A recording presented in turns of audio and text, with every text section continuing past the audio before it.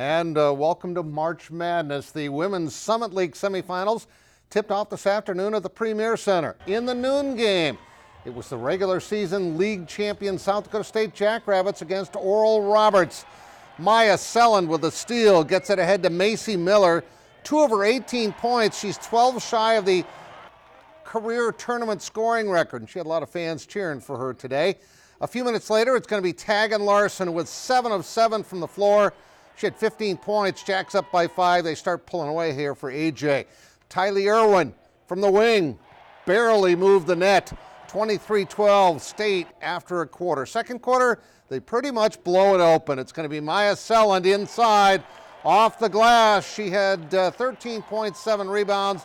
They go up by 22 points. Another South Dakota kid, Peyton Burkhart of Aberdeen, off glass and scores. And just before halftime, it's going to be Miller from the free throw line as they go on to win 86-55. And afterwards, we heard from AG on winning the tournament tomorrow and Macy on the team's solid defense today. Boys getting our hands on steals, and even one-on-one defense is exceptional right now. And like I've stated before, that's leading right to a transition offense and really leads to better offense. And do something that nobody else can do in our league, and one team is going to get that tomorrow. And so we'll be motivated for that reason and that reason only, I think. And then when it's over, then we'll look at it and see, what have we done and have we done well enough, and go from there.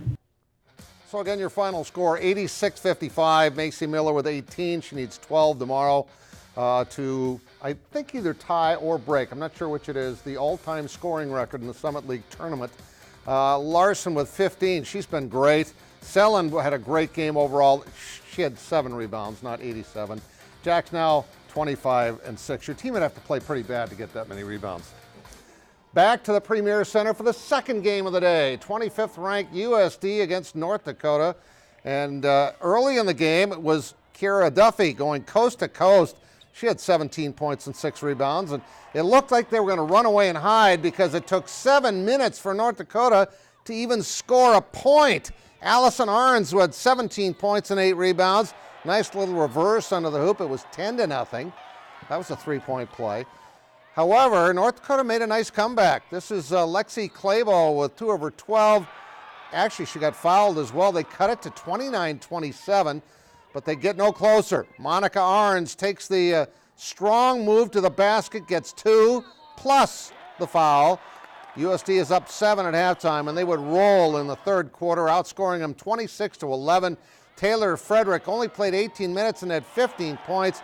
They win 84-61, and afterwards we heard from the Coyotes, who are pretty excited about tomorrow's rematch with their arch rivals from South Dakota State. Sticking to who we've been this whole year. There are going to be ups and downs. Teams are going to go on runs. There are going to be runs tomorrow that we need to withstand, but I think always just coming back to who we've been and doing the little things right. I think we know each other pretty well, and so we've got to just go back and clean up a couple of things on both ends of the court to the best of our ability, and then let players play at this point in time and let them play hard and let them play free. Kind of like they did in the first 2 matchups. First game was double overtime down in Vermillion. The USC Coyotes won that. Second game was overtime up at Frost Arena. Jackrabbits won that. It's going to be a fun game tomorrow. There's your leading scorers from the game today.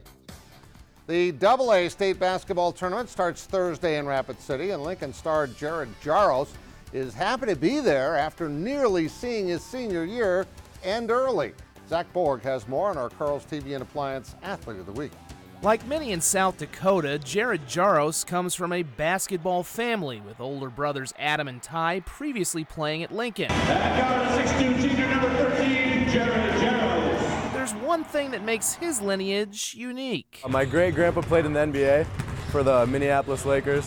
Learned that, a few years ago. That's pretty cool. Almost as unique as his ability to get a shot seemingly any time or anywhere, which has made him the top scorer on the top-ranked Patriots. Just stay focused on the back of the rim and let it fly, basically.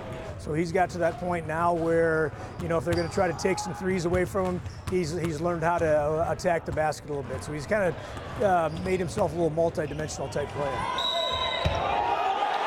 All of which nearly came to an end 4 games into his senior season at Roosevelt, when Jared was afraid he'd torn his ACL. I didn't feel anything after laying on the ground for a little bit. So I was just laying there, and I told Hulse that I thought it was done. I was pretty lucky. I had a lot of support from teammates, coaches, and family, and it was the best thing.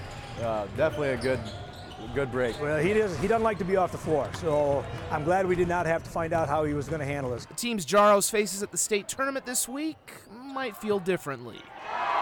Zach Borg, KDLT Sports. Now, it was semifinal night in the women's NAIA tournament in Sioux City with 3 of the 4 teams, of course, from the GPAC. That's happened on a frequent basis. One of those, Northwestern, Ethan's Darby Gustafson hit the game winner on Saturday night, and her team fell behind early. They were down 14 to Concordia, but Cassidy DeYoung gets them going. She cuts the lead to 2. She had 23 points. Here's Sammy Blum with a bucket and the bonus. She had 17. They take a 1-point lead. There's Darby Gustafson of Ethan in the lane, 69-68 Red Raiders. But alas, Concordia made a few more plays down the stretch off the steal. Grace Berry, who was great against Dakota Wesleyan in the GPAC championship game, final 82-79 in favor of the top-ranked team in the country. Then the defending national champions from Dakota Wesleyan took the floor against Southeastern Florida, a very good team, with a 6'6" center. It was 9-0 Southeastern. Look at the coat there by Jason Christensen. That sparked his team because there's Kennedy Cheeseman in the lane, gets her own rebound and scores. Riley Ostis, top of the key. They let her take the 3. She's got 14 points in the game. They're down 4 at halftime. Cheeseman with a long 3 here. She scored a basket late in the game to send it to overtime. She has 32 points in the game last check. Let's go to the scoreboard. And it's tied at 69-69. You'll just have to check our KDLT website after the show is over for the final score. Again, there's Concordia and Northwestern in those games out at the at the Premier Center. North Dakota State and Omaha advance to the championship game tomorrow night in the Summit League. And the Wild lose tonight 3-0 to the Sharks. We'll be right back.